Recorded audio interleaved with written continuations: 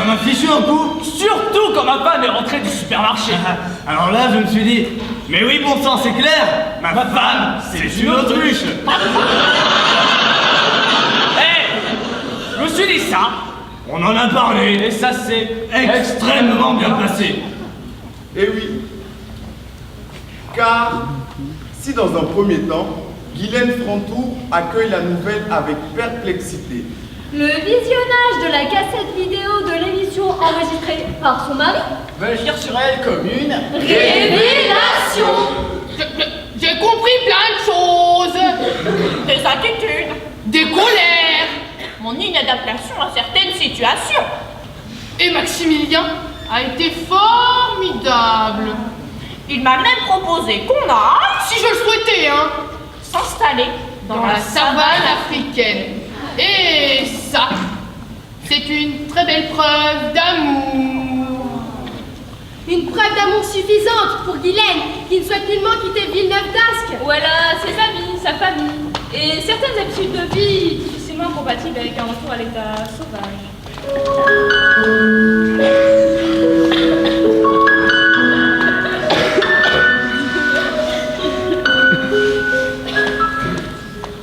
C'est vrai que elle adore aller au supermarché. qu'elle adore faire tourner le lave-vaisselle. Et elle adore prendre le bus aussi. Et là-bas, c'était plus possible. Il y règne un climat d'insécurité Permanent. Pour une autruche comme Guylaine, Les chances de survie sont... très mince. La plupart des spécialistes que nous avons consultés ne lui donnaient pas 3 minutes avant de nous faire bouffer par un lion.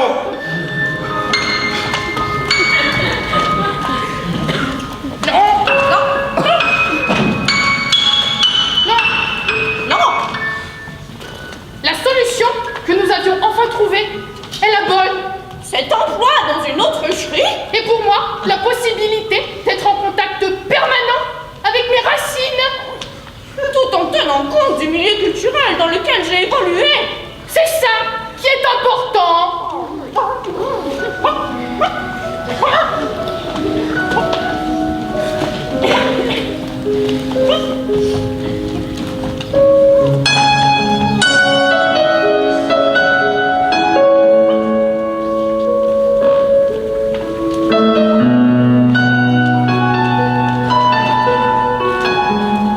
Guylaine et Maximilien sont donc parvenus à surmonter une épreuve aussi inattendue dans la paisible vie de couple qu'ils menaient jusqu'alors.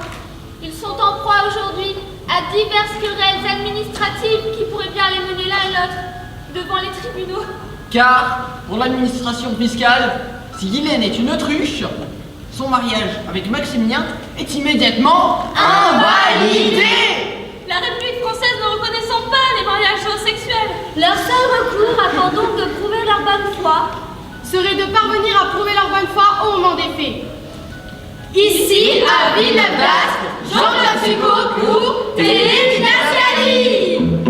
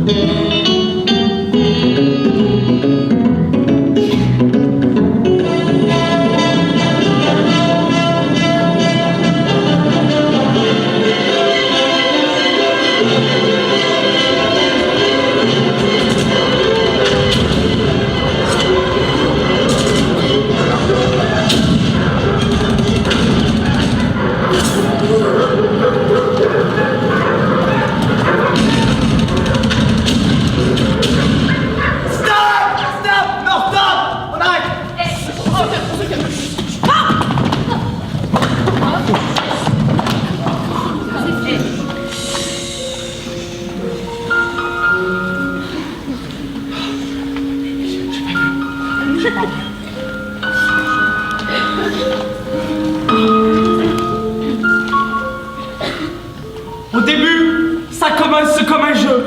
Et puis on s'aperçoit qu'en fait, c'est vraiment la guerre. Qu'on tire avec de vraies balles. Et qu'il y a de vraies victimes. Et qu'on s'est engagé dans un processus qu'on ne peut pas arrêter. Et il y a la pression des chiens. Ils autres chasseurs. Et tous ces lapins morts.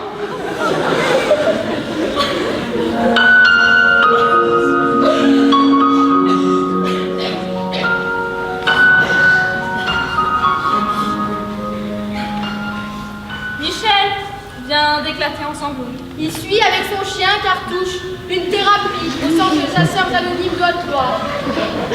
Mesdames et messieurs, c'est donc ici et pendant plusieurs semaines qu'Étienne, accompagné d'une équipe de psychologues, va tenter d'aider Des femmes et des chiens à comprendre pourquoi ils n'aiment pas les canards, Des faisans.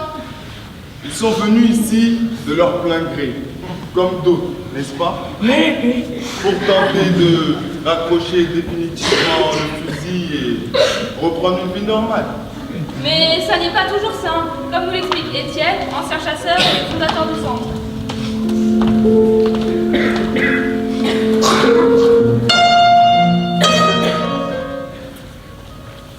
Parce qu'on a arrêté, On croit que c'est terminé. On a définitivement décroché. Et puis un jour, sans savoir pourquoi, On se retrouve dans la rue. avec ses chiens et son fusil, en train de faire un carton sur un sanglier. ça c'est la rechute. Et c'est quasiment systématique si on n'entreprend pas une véritable thérapie.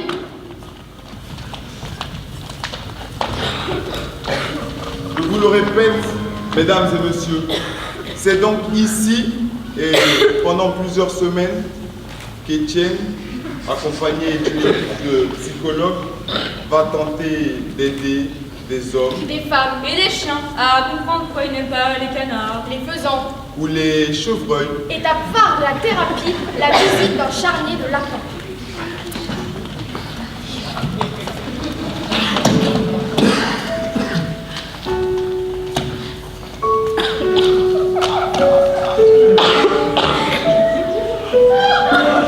J'ai pas tué tous ces lapins.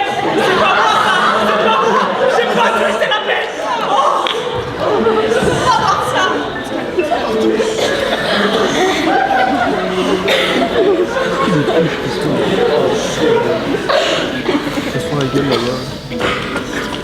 C'est là que le chasseur prend réellement conscience de son acte. Au milieu de tous ces cadavres qui semblent leur demander pourquoi? Mais pourquoi? La plupart des chasseurs craquent et comprennent.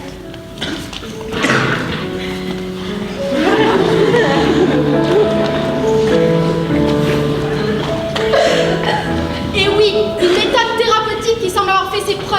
Puisqu'au sortir de cette thérapie, le taux de rechute est inférieur à 5%. Mais si le centre des chasseurs anonymes de Haute-Loire se félicite de ces résultats, sa direction déplore un véritable manque de moyens. Et tente d'obtenir des subventions. Tant de la région que de l'État. Faute de locaux appropriés, Le centre demeure encore aujourd'hui fermé. Aux cavaliers et aux chevaux. Ici, en direct d'un charnier de lapin en Haute-Loire, Jean-Claude Chico pour Télé Didascalie.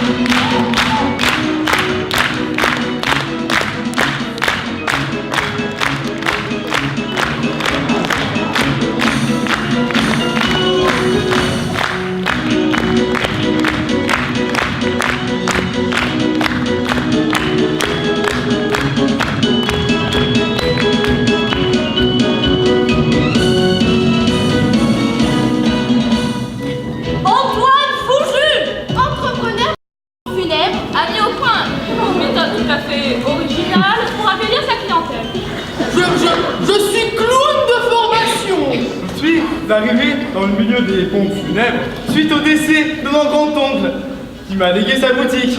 Et là, j'ai tout de suite vu que les gueules d'enterrement, les mines déconfaites et les costumes noirs, c'était pas pour moi. Alors, j'ai pas mal cogité. J'ai viré tout le personnel et j'ai engagé des collègues à moi. Et là, mesdames, messieurs, et là, On a fait un tabac. En plus des 3 clowns qui travaillent et confinés à Général et Dania, Rebaptisé à la bonne pompe, Antoine Fouchou a engagé un magicien à mi-temps.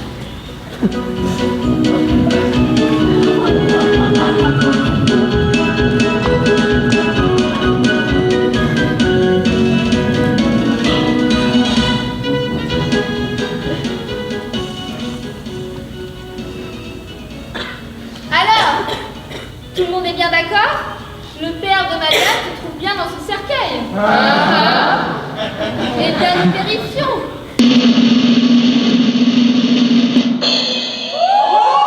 Il a disparu!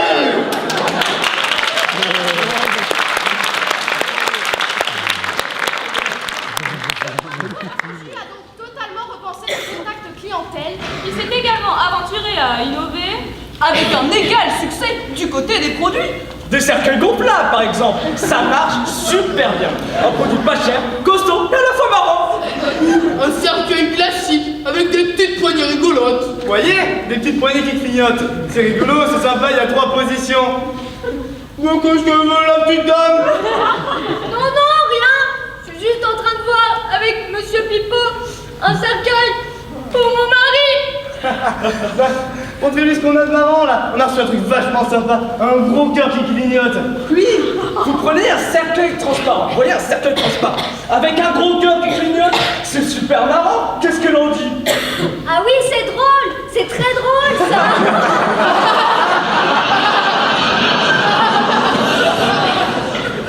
En moins de 6 mois, Antoine Fouju a triplé le chiffre d'affaires de sa boutique. On y vient désormais en famille. Avec les enfants. Les cousins, les cousines. Parfois même on se risque à inventer un décès juste pour pouvoir pousser les portes de la bonne. Une réussite qui ne fait évidemment pas à l'unanimité. Dans le milieu très austère des pompes funèbres. Mais si les rappels alors des diverses fédérations d'entrepreneurs de pompes funèbres n'ont pas inquiété outre mesure Antoine Fouju, ce dernier a été contraint de reporter l'ouverture de 2 succursales. Sous la pression du très puissant cirque Bouglione qui le menaçait de lui intenter un procès pour concurrence déloyale. Ici, à Blagnac, en Haute-Garonne, Jean-Claude Succo pour Télé Didascalie.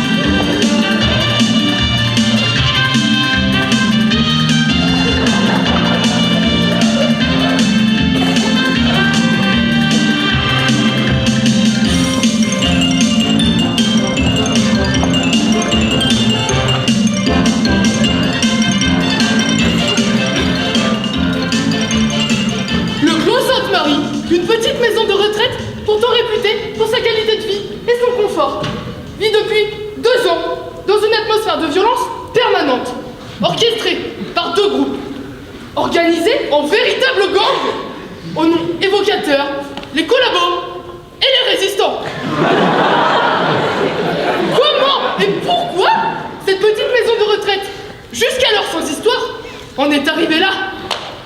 Tentative d'explication de l'équipe de direction.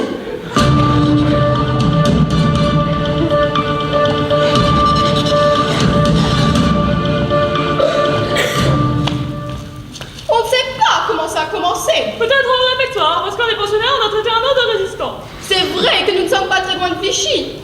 Il y a eu l'affaire de l'étoile de David, dessinée sur la porte d'un pensionnaire. Qui n'était même pas de confession juive. Et ça, je crois que ça a été le détonateur. Une violence terrible. Alors après, une violence terrible, terrible, terrible.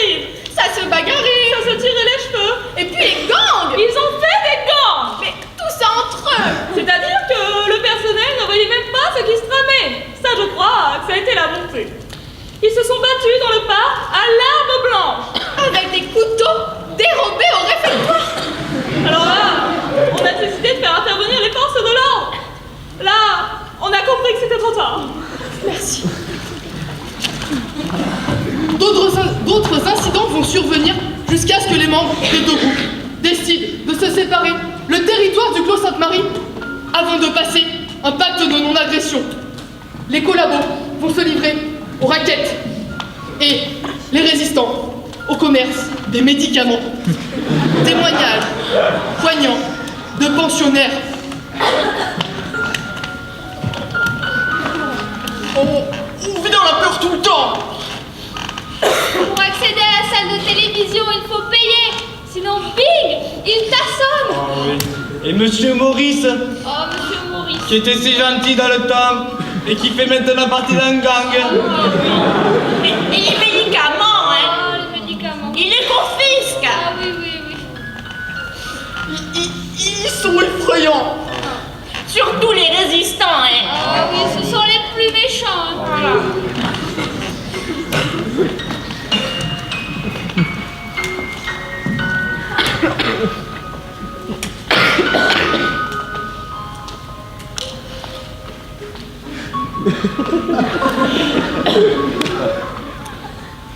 Souvent alertés par la direction du Clos Sainte-Marie, la police, qui essuie chaque visite par des jets d'assiettes et de couverts, fait depuis quelque temps la sourde oreille.